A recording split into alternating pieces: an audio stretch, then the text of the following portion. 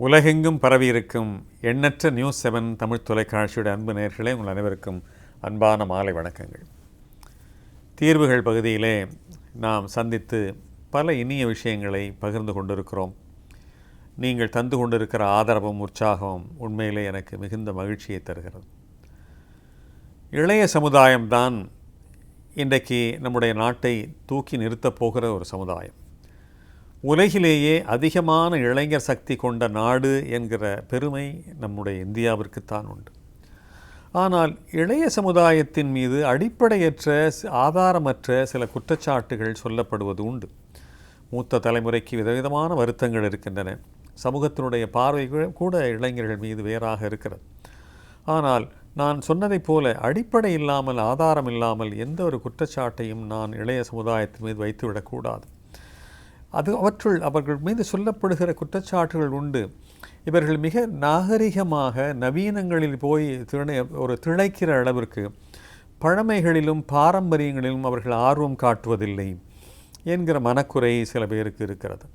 ஆனால் இந்த வாக்குமூலத்தை மறுக்கிற விதமாக, மறுதளிக்கிற விதமாக, தூக்கி எறியும்படியாக ஒரு இளைஞர் பட்டாளம் மிகச் சிறப்பாக செயல்பட்டு கொண்டிருக்கிறது. அவர்களை நாம் அவசியம் அங்கீகரிக்கத்தான் வேண்டும்.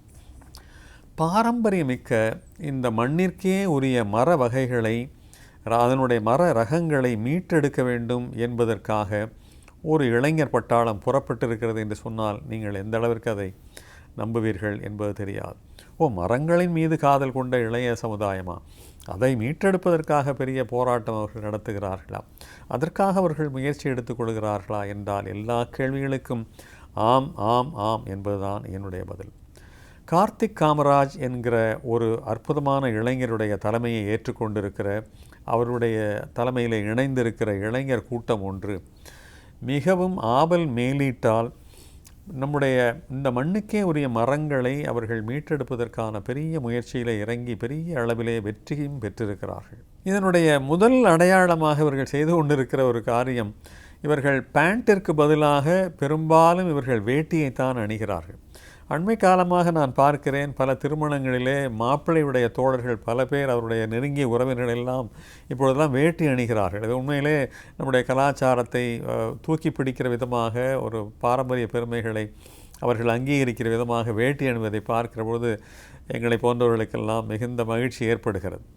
எனவே முதல் அடையாளமாக தங்களுடைய உடையை மாற்றிக்கொண்டார்கள், அவர்கள் உள்ளத்தையும் மாற்றிக்கொண்டார்கள். எந்த விதத்திலே என்றால், இறக்குமதி செய்யப்பட்ட மற்ற மரங்களை எல்லாம் நாம் இனிமேல் அதிகமாக கவனம் செலுத்த வேண்டியதில்லை.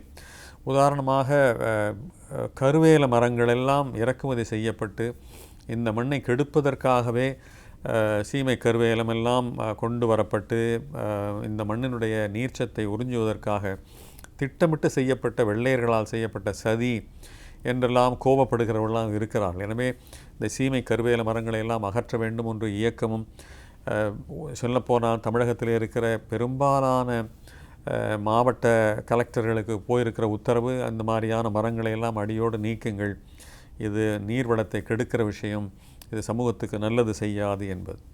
எனவே ஆலமரம், அரச மரம், அத்தி மரம், வேம்பு மரம் என்று இவற்றை போன்ற இந்த மண்ணுக்கே உரிய பெருமைக்குரிய மரங்களை எல்லாம் நாம் காப்பாற்ற வேண்டும். இறக்குமதி மரங்களுக்கெல்லாம் நாம் அதிகமாக முக்கியத்துவம் தரக்கூடாது என்பதிலே இந்த இளைஞர் பட்டாளம், கார்த்திக் காமராஜ் தலைமையில் இருக்கிற இந்த இளைஞர் பட்டாளம் அதிகமாக உழைத்து கொண்டிருக்கிறது. உதாரணத்துக்கு சொல்ல வேண்டும் என்று சொன்னால், டகோடா என்று ஒரு மரம் நீங்கள் அதிகமாக கேள்விப்பட்டிருக்க மாட்டீர்கள். இது இறக்குமதி செய்யப்பட்ட மரம். இது ஒரு கிட்டத்தட்ட ஒரு வெண்மஞ்சள் பூவை பூக்கிற, கனியெல்லாம் தருகிற மரம்தான். ஆனால் இதில் என்ன பிழை நடக்கிறது என்று சொன்னால், இதில் இந்த மரங்கள் அங்கங்கே இருக்கின்றன. தமிழகத்திலே தகோடா மரங்கள் இருக்கின்றன. ஆனால் இதில் நீங்கள் வெண்மஞ்சள் பூவையோ காயையோ நீங்கள் பார்க்க முடியாது. அதற்கு காரணம், இதில் இந்த மகரந்த சேர்க்கை செய்யக்கூடிய ஒரு குறிப்பிட்ட பூச்சி இனம் இருக்கிறது அல்லவா? அந்த பூச்சி இனம்தான் தகோடா மரத்திலே பூக்களிலே அமர்ந்து அதை இனப்பெருக்கம் செய்வதற்கு, மகரந்த சேர்க்கை செய்வதற்கு காரணமாக இருக்கிறது. ஆனால் அந்த மரம், இறக்குமதி செய்யப்பட்ட இந்த மரம், அதற்கான பூச்சி இருக்கிறதல்ல, அந்த குறிப்பிட்ட பூச்சி இனம், அது இங்கே இந்தியாவிலே வாழ்வதற்கான பருவநிலை இங்கே இல்லை. அமெரிக்காவிலே மட்டும்தான் அந்த பூச்சி இனம் வாழ முடியும். அப்படியானால் வெறும் மரத்தை மட்டும் கொண்டு வந்து அந்த மரத்தை எல்லாம் மலடுகளாக ஆக்கி பூவையும் தர முடியாமல் காயையும் தர முடியாமல் செய்கிறத பற்றியெல்லாம் பூக்காத காய்க்காத மரங்களை எல்லாம் மலடுகளாக்குவது சரியா? எனவே இப்படித்தகைய மரங்களை தகோடா போன்ற மரங்களை எல்லாம் கொண்டு வரக்கூடாது என்று சொன்னால் அதில் முழுமை இல்லை என்று இந்த இளைஞர் பட்டாளம் கருதுகிறது. பல பேருக்கு என்ன மரம் என்றே தெரியவில்லை. எங்கள் ஊரிலே இப்படி ஒரு புதிய மரம் இருக்கிறது, அது என்ன மரம் என்றே எங்களுக்கு தெரியவில்லை, நாங்கள் யாரை கேட்டாலும் தெரியவில்லை என்று சொல்லுகிறார்கள் என்று யாரேன்னு சொன்னால் இந்த கார்த்திக் காமராஜோட தலைமையிலே சொல்லி இருக்கிற இளைஞர் பட்டாளம் அவர்களுக்கு நீங்கள் தெரியப்படுத்தினால் உடனே அவர்கள் வந்து இறங்கி இது இறக்குமதி செய்யப்பட்ட மரம், இது உள்ளூர் மரம், இதுவரை தமிழகத்திற்கே இந்திய மண்ணுக்கே உரிய மரம், ஆனால் இதுவரை அடையாளம் காணப்படாத அரிய மரம் என்று உடனே அந்த மரத்தை போற்றி பாதுகாத்து அதன் மூலமாக விதைகளையும் மற்ற அதன் மூலமாக அதை இனப்பெருக்கத்திற்கும் அதற்காக பெரிய முயற்சியை எடுத்துக்கொள்கிறார்கள். உங்கள் ஊரிலே ஒரு அரிய மரம் இருக்கிறது, அது என்ன மரம் என்றே உங்களுக்கு தெரியவில்லை என்று சொன்னால் உடனே இந்த இளைஞர் பட்டாளத்துக்கு தெரியப்படுத்தினால் உடனே எல்லோரும் வந்து இறங்கி விடுகிறார்கள். இது உள்ளூர் மரமா வெளியூர் மரமா, இதுவரை நாம் கண்டிராத மிக அரிய மரமா என்று தெரிய வந்து உண்மையிலேயே இதுவரை இந்த மண்ணுக்கே உரிய மரமானால் அரிய மரம் என்று சொன்னால் உடனே அதை பெருக்குவதற்கு என்ன வழி என்று பார்க்கிறார்கள். குறிப்பாக இந்திய மரங்கள் பல மருத்துவ குணம் கொண்டவை. எனவே அவற்றை காப்பாற்றுவதன் மூலமாக நம்முடைய நோய் நொடிகளை நாம் குறைத்து கொள்ள முடியும். இயற்கை வழியே நாம் நோய்களை தீர்த்து கொள்ள முடியும். நாம் அதிகமாக அலோபதி மருந்துகளை எடுத்துக்கொள்ளாமல் இந்த மரங்களின் மூலமாக கிடைக்கிற மருந்துகளை கொண்டே நாம் மிக அருமையாக நம்முடைய குறைகளை எல்லாம் தீர்த்து கொள்ள முடியும், நோய்களை போக்கிக் கொள்ள முடியும். நம்முடைய முன்னோர்கள் எல்லாம் என்ன செய்தார்கள், மருத்துவர்கள் எல்லாம் வருவதற்கு முன்பாக எப்படி நோய் நொடியின்றி எப்படி வாழ்ந்தார்கள், இயற்கை வழியே தான வாழ்ந்தார்கள் என்றெல்லாம் சிந்திப்பதற்காக இந்த இளைஞர் பட்டாளம் நம்மை தூண்டுகிறது. இந்த விழிப்புணர்வு வருவதற்காக அவர்கள் என்ன செய்கிறார்கள் என்று சொன்னால், மரங்களுடைய பெயர்களை சொல்லுங்கள், உங்களுக்கு தெரிந்த இந்திய மரங்களுடைய பெயர்களை சொல்லுங்கள் என்று சொல்லுகிறார்கள். நம்மால் ஒரு 10 இந்திய மரத்தினுடைய பெயரை சொல்ல முடியுமா அல்லது 20 சொல்ல முடியுமா?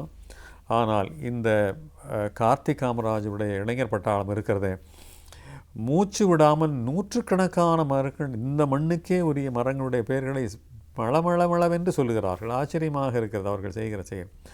பாரம்பரிய மரங்கள் பல்லாண்டுகளாக இந்த மண்ணிலே இருக்கின்றன, ஆனால் அடையாளம் தெரியாமல் அழிக்கப்பட்டு வருகின்றன.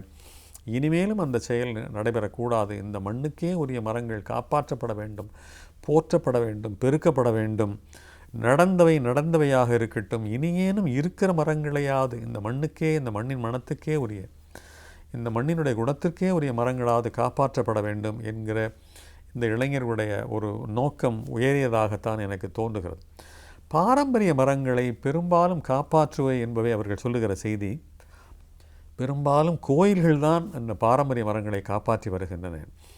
இறைமையோடு அதை இணைத்து கொண்ட காரணத்தினாலே அதை வெட்டாமல் போற்றி பாதுகாக்கிறார்கள். சில கோயில்களிலெல்லாம் 200 ஆண்டு மரங்கள், 300 ஆண்டு மரங்கள் எல்லாம் இருக்கின்றன சொன்னால் இறைமையோடு அதை சம்பந்தப்படுத்தி கொண்டது தான்.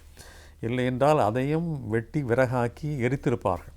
எனவே இறைமையோடு சம்பந்தப்பட்டதனால்தான் பல மரங்கள் காப்பாற்றப்படுகின்றன என்று பகுத்தறிவாளர்கள் கூட விரும்பாத அந்த செய்தியை இவர்கள் இறைமையோடு சம்பந்தப்படுத்தி அந்த மரங்களை அவர்கள் போற்றி பாதுகாக்க வேண்டும், அதற்கு கோயில்கள் மிக உதவுகின்றன என்று அவர்கள் சொல்லுகிறார்கள்.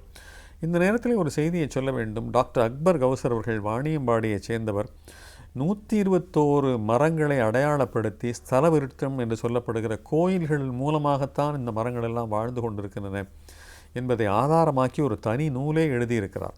ஒரு இஸ்லாமியருக்கு என்ன தேவை வந்தது? ஒரு இந்து கோயில்கள் எப்படியெல்லாம் ஸ்தல விருட்சங்களின் மூலமாக பாரம்பரிய மரங்களை காப்பாற்றுகிறார்கள் என்பதை மிக அழகாக செதுக்கி இருக்கிறார். ஒரு அற்புதமான பதிவேடாக செய்திருக்கிறார்.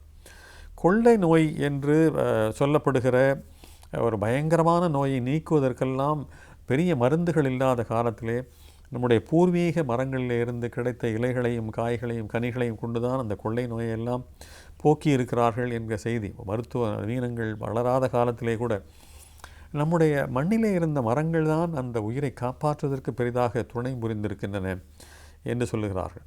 இந்த இளைஞர்களுக்கு வந்திருக்கக்கூடிய இந்த ஆர்வம் நமக்கு மகிழ்ச்சியை தருகிறது, நெஞ்சிற்கு இதம் தருகிறது.